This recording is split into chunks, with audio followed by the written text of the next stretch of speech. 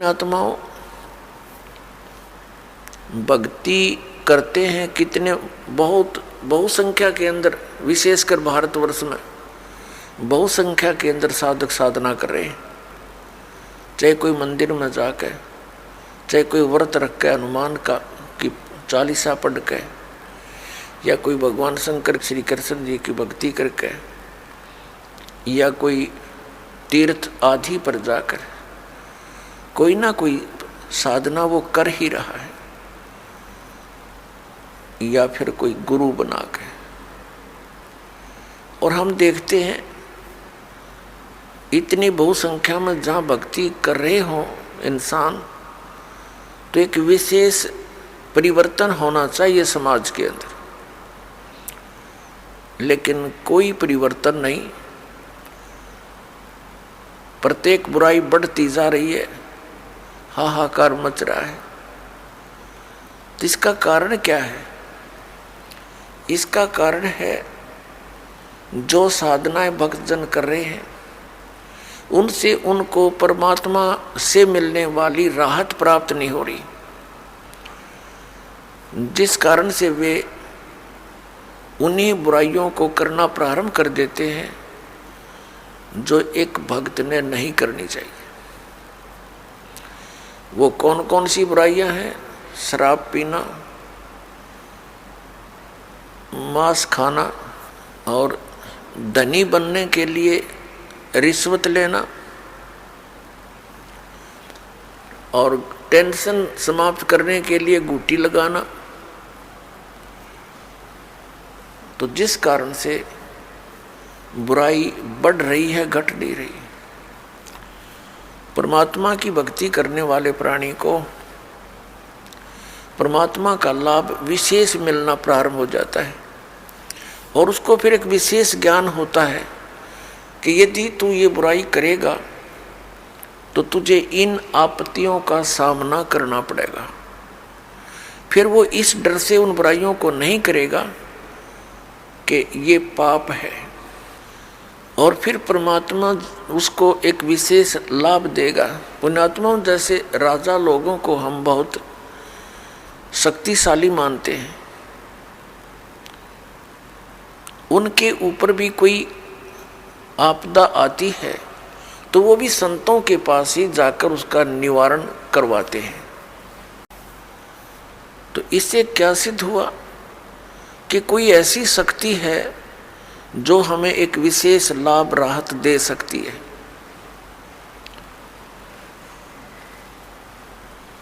वो कौन है और कैसे वो राहत देता है, इसका ज्ञान संत जन ही बताया करते हैं।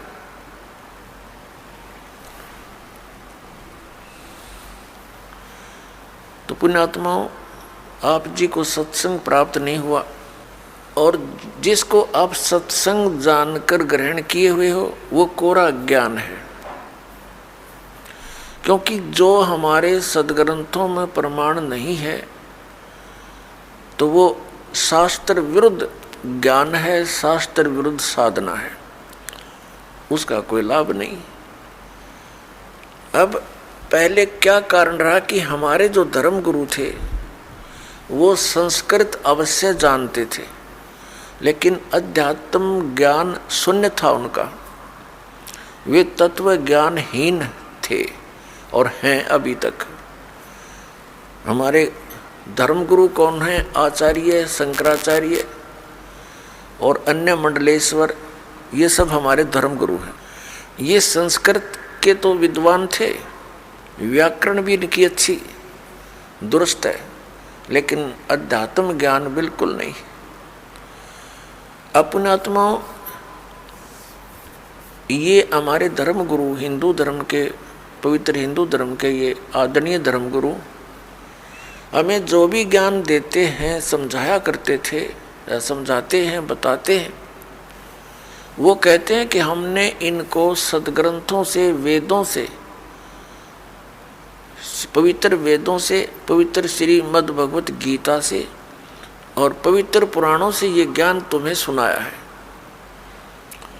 तो हम यही मान बैठे थे कि ये संस्कृत के विद्वान हैं, हमारे सभी सद्ग्रंथ संस्कृत में लिपिबद्ध है और ये जो ज्ञान दे रहे हैं वो बिल्कुल सही और शास्त्रों वाला ही है।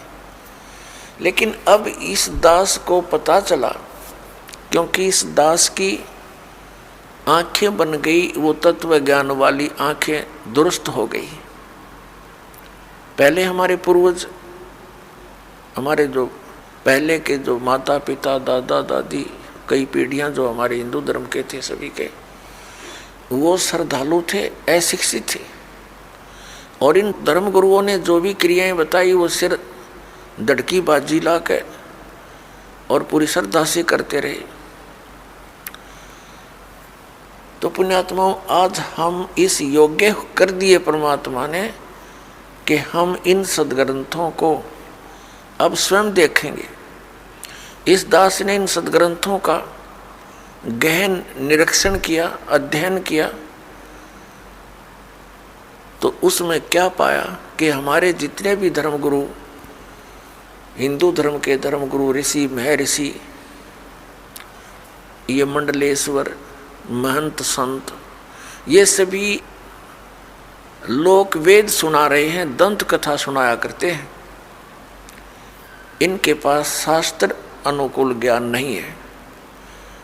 ये वेदों, गीता और पुराणों के विपरीत ज्ञान हमें दे रहे हैं और नाम इन्हीं सद्ग्रंथों का ले रहे हैं।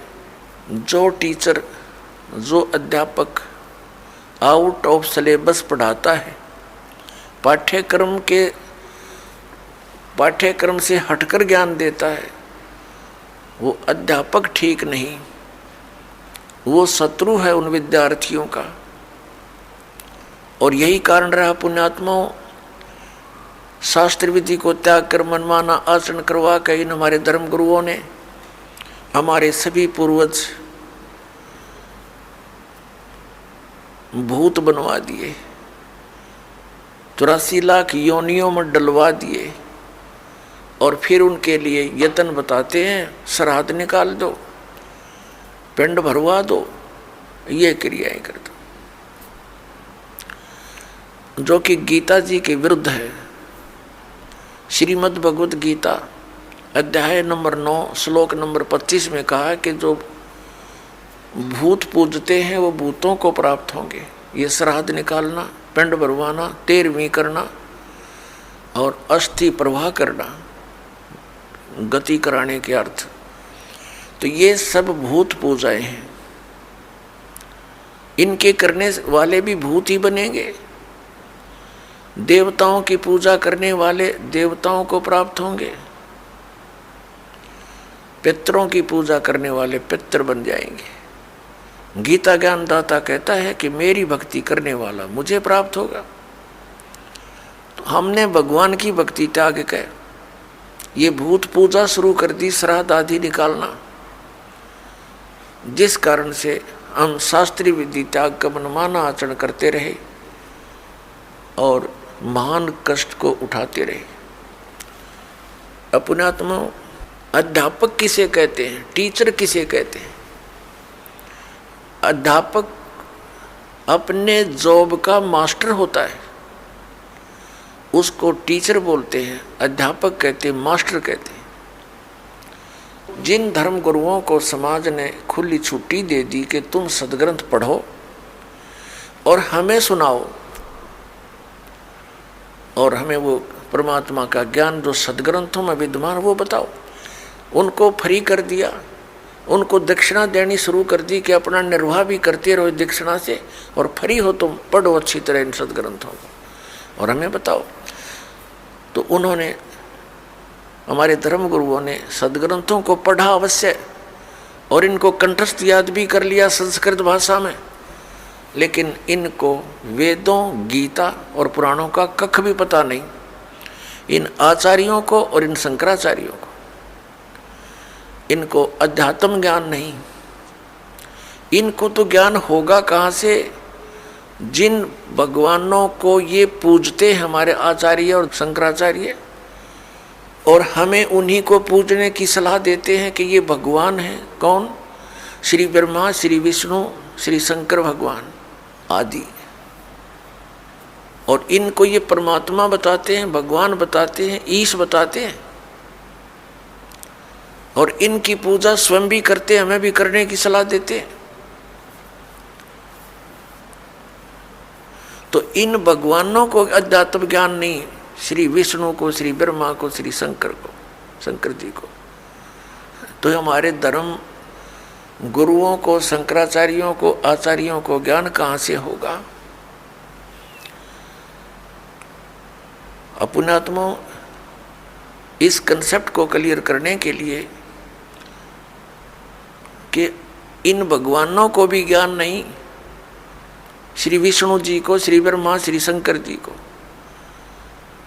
और दुर्गा को भी कंप्लीट ज्ञान नहीं, श्री देवी जी को भी, और ब्रह्म जिसको ये परम ब्रह्म बोलते हैं, ये है तो ब्रह्म सरपुरुष, इसको भी कंप्लीट ज्ञान नहीं। अपने आत्माओं, ये बड़ा विवाद का विषय बन जाएगा यदि इस वाक्य को यहीं छोड़ दिया और प्रमाण ना दिखाए।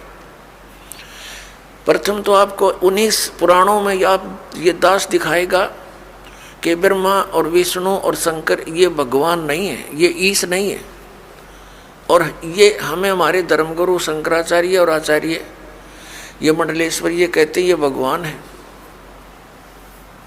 तो इन्होंने हमारे साथ कितना धोखा किया है। प्रथम तो ये दिखाते हैं कि श्री विष्णु, श्री ब्रह्मा और श्री शंकर जी को, और सतयुग से लेकर आज तक के ब्राह्मणों को, ये शंकराचार्य और आचार्य सारे ब्राह्मण ही है। ब्राह्मण पुण्यात्माओं को जाति सूचक नहीं है। ब्राह्मण वो व्यक्ति है जो अध्यापक पद पर विराजमान है, जो उस कर्म को कर रहा है। जैसे 4 वर्ण बनाए, ब्राह्मण, वैश्य, अक्षत्रिय और शूद्र। अपने आत्माओं, जैसे आज कोई ब्राह्मण का लड़का और मिलिट्री में वो भर्ती है, फौज में, तो वो ब्राह्मण वर्ण में अवश्य है, लेकिन वो ब्राह्मण कर्म नहीं, वो तो क्षत्रिय है। ऐसे ही कोई वैश्य का पुत्र लड़का मिलिट्री में भर्ती है तो वर्ण वैश्य अवश्य है उसका, लेकिन कर्म वैश्य नहीं है। इसी प्रकार अन्य समझे, कोई शूद्र का लड़का और मिलिट्री में भर्ती है तो वो अक्षत्रिय है, शूद्र वर्ण में अवश्य जन्मा है। तो कर्म से ही ये क्रियाएं और ये जाति बनी है।